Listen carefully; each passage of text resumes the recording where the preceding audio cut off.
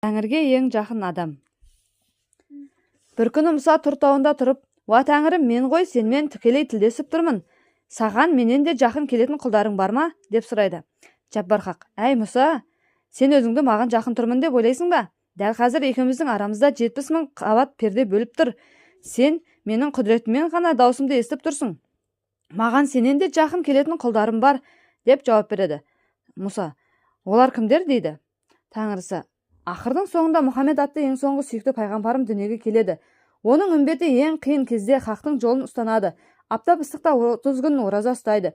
Ауызашарға жиналғанда олардың дастарханында сан түрлі дәмді тағам самсып тұрады. Бірақ олар қаталап қарны ашса да, күн батпай аузын ашпайды.